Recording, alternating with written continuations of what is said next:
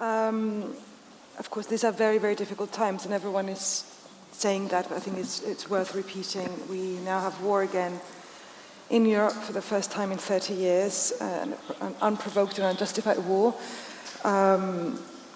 And it has implications that go far and wide. It is an attack on our governance model, it's an attack on our economic model, and it's an attack on our security model.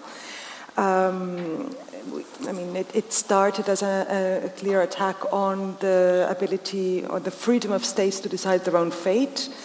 It's a hard push against democracy, it's towards authoritarianism, it's a clear threat to the rules-based international order that we set up after the Second World War. And in terms of the economic threat, we're now having to move away from the idea that we can operate as apolitical economic actors, that states that trade with each other don't go to war with each other. So we're seeing trade dependencies being used as weapons of war, and they're forcing us to reconfigure our supply chains and the way we power our economies. And of course, we see a return to Cold War dynamics, but this time with security threats that go far beyond conventional weapons.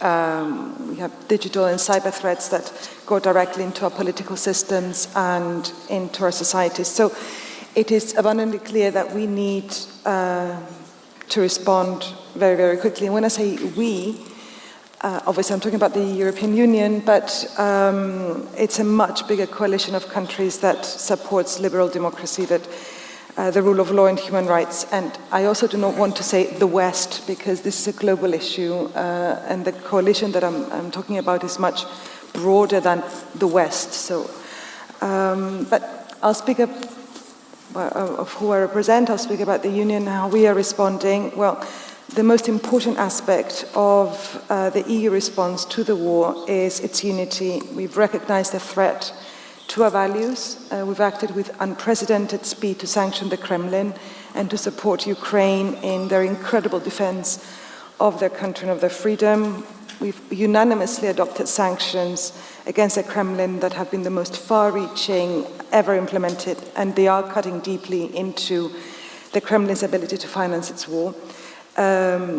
So it's sanctions against individuals and entities, but also sanctions cutting off Russia's finance system and its ability to import necessary technology and tank components. We have given and will continue to give huge support to the Ukraine, from using the European Peace Facility for the first time to support its defense, 19 billion in financial assistance, budget support and humanitarian aid, obviously protection to those having to flee Ukraine to escape the war, and we're also looking ahead on how to help Ukraine rebuild and become prosperous again. We're also focused on shoring up the global international order. We're working to strengthen the UN and other multilateral actors, and we are fighting to stand firm against authoritarian and populist impulses.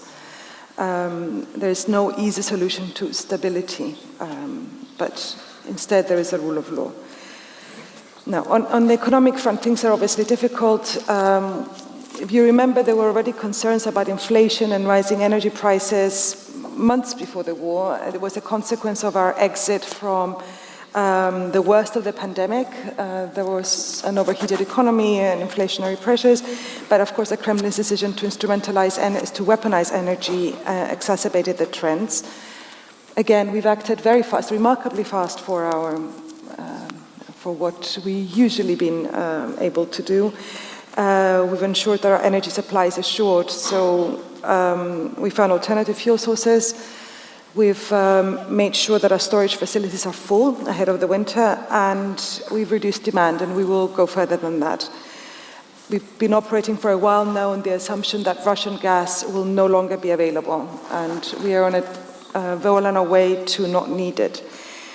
But there's only one avenue out of this, really, and Mr. Fischer has touched upon it. We need to end fossil fuel dependency, not just altogether, not just Russian.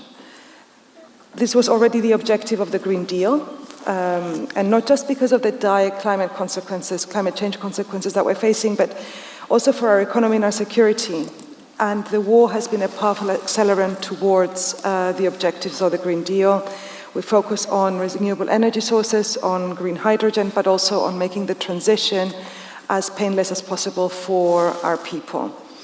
But aside from energy, we have been talking about open strategic autonomy for a while in the Union, because we have recognized that dependencies on, for vital components to our economy from actors that do not share our values, who are unreliable, who are apt to use them against, these dependencies against us, cannot go on. So that's why we did the Battery Alliance a few years ago. We've adopted the CHIPS Act this year, which ensures a supply of semiconductors, while the President von der Leyen has announced a raw materials strategy.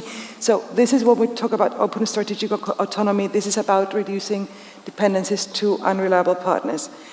And then maybe a few words about our security model and the threats that we're facing. They come in so many guises that our response cannot simply be, let's increase conventional defense capabilities.